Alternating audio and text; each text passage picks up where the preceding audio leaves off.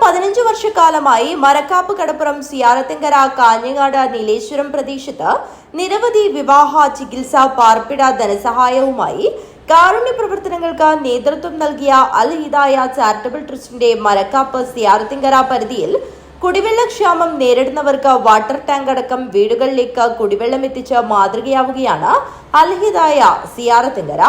കുടിവെള്ള പദ്ധതിയുടെ ഉദ്ഘാടനം സിയാറത്തിങ്കര ജമാഅത്ത് ഖത്തീബ് അബ്ദുൾ ജബ്ബാർ നിസാമി നിർവഹിച്ചു. പ്രവർത്തനങ്ങളാണ് അൽ ഹിദായ കാഴ്ചവെച്ചത്. അത് ഏറ്റവും വലിയൊരു പുണ്യമായൊരു പ്രവർത്തനമാണ് കുടിവെള്ളം. മുഹമ്മദ് റസൂലുള്ളാഹി സ്വല്ലല്ലാഹു അലൈഹി വസല്ലമയോട് ഒരു അനുചരൻ ചോദിച്ചു, എൻ്റെ ഉമ്മ മരണപ്പെട്ടു പോയി, ഞാൻ എന്താണ് ചെയ്യേണ്ടത് എന്ന് ചോദിച്ചപ്പോൾ അവർക്ക് വെള്ളം കൊടുക്കണം, ഏറ്റവും വലിയ ധർമ്മം വെള്ളമാണ്, അതോട് വെള്ളം കൊടുക്കുക. അങ്ങനെ ആ സഹാബി ഒരു കിണർ കുഴിച്ചു കൊടുത്തു എന്നാണ്.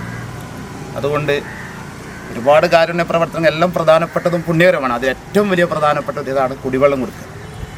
ദാഹിച്ച് വലഞ്ഞ ഒരു നായക്ക്, വേഷിയായ വളരെ ദോഷിയായ ഒരു സഹോദരി, ആ നായക്ക് വെള്ളം കൊടുത്ത കാരണത്താൽ അവൾ സ്വർഗത്തിലാണെന്നാണ് മുഹമ്മദ് മുസ്തഫ സല്ലല്ലാഹു അലൈഹി വസല്ലം പ്രഖ്യാപിച്ചത്.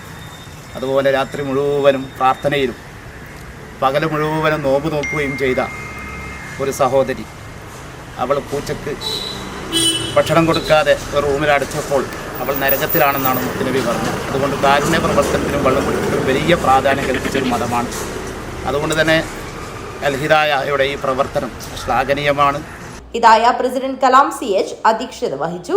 ജമാഅത്ത് പ്രസിഡന്റ് അഷ്റഫ് അഷ്റഫി, ഹിദായ സെക്രട്ടറി നിസാം, കൗൺസിലർമാരായ ഗായത്രി, സുമതി, PV മണി, പൊതുപ്രവർത്തകൻ സായിദാസ് എന്നിവർ സംസാരിച്ചു.